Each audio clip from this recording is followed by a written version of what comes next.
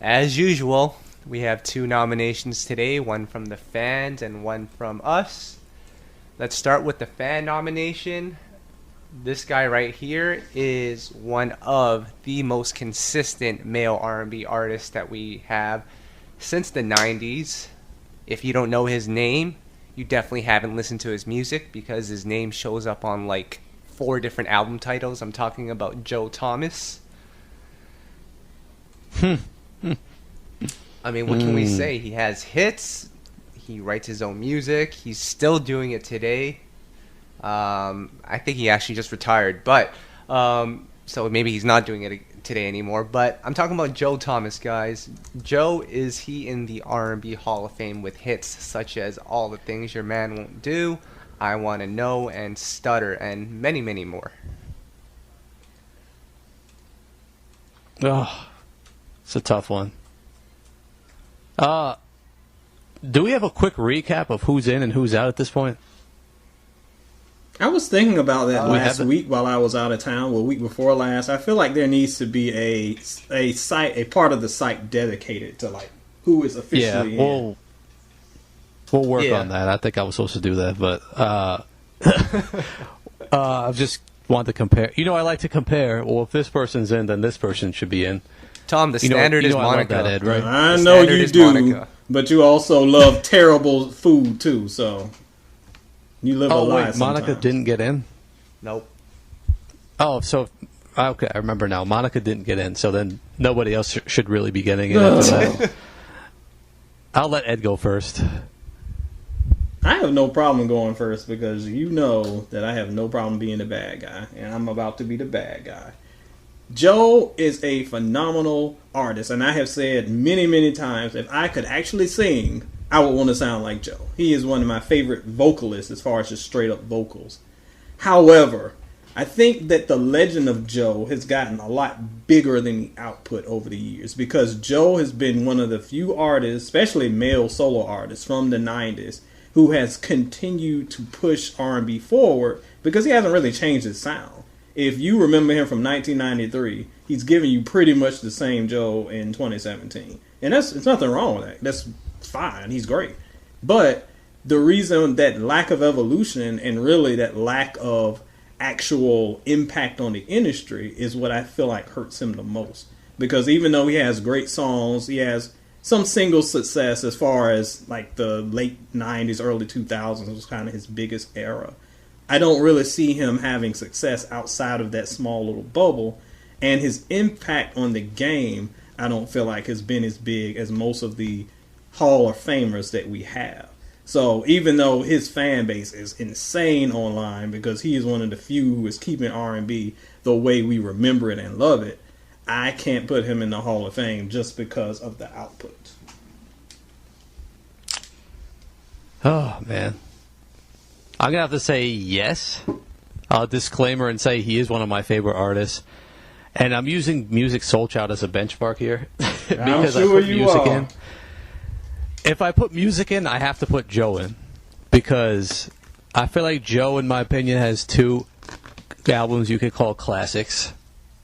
Which for me is a benchmark you need to get in. He's had plenty of timeless hits, I think more than enough. But most importantly for me, he's still doing it today. He's still touring on bigger stages than most. And we always say he's where Brian McKnight should be right now. And like I feel like he's one of the premier artists still over. We're going on 25 years since he first put out his first album. So he's still doing it on that big level. I agree that his albums haven't been the strongest in the later years, but he's still giving us good singles. So I'm going to say yes. You know what? On you, Kyle. I'm gonna say yes as well. And I think this is a very underrated aspect. Woo! Underrated aspect here. Number 1, his hip-hop collaborations. Big Pun, G-Unit, and he did well on both, and he sounded great on both. That's an underrated aspect. And we cannot forget about the Stutter remix, which I think he performed effortlessly and made it a great single. Kind of a nice remix to the original. And then I think the other part of it that I don't think we give enough recognition, and this is no diss to Case, but to an extent, Joe sort of made Case, a big star, because he wrote two of Case's biggest songs, Faded Pictures and Missing You. And if it weren't for those songs, I don't know where Case would be right now. And good points. With that, as well as the consistency, his discography. I don't know if he has two classic albums like you say, Tom, but he does have a nice body of work, and for that reason, I am going to put him into the Hall of Fame. And along with the hip hop collaborations, some pop collaborations as well with Mariah Carey and 98 Degrees.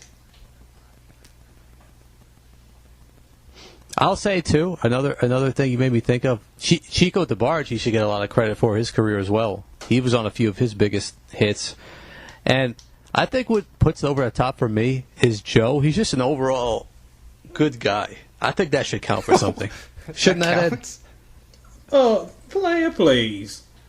No, that shouldn't count. What? But, again... That counts for something. No, it doesn't count for anything. There are plenty of nice jerks that are all up in our...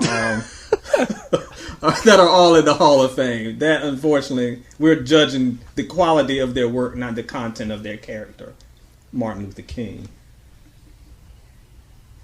Well, I'm judging the content of your character, and someone needs to cut your line off right now. Oh, boy.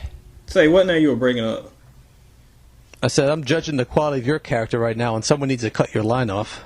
What? Listen, dudes talk real big when they're like 17 states away.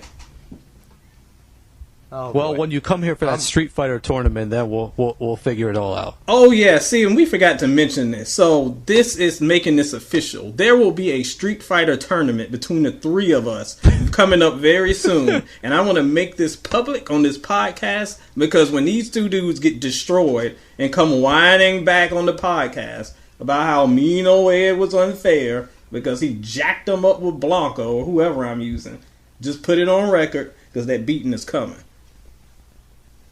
Oh, goodness. Wow.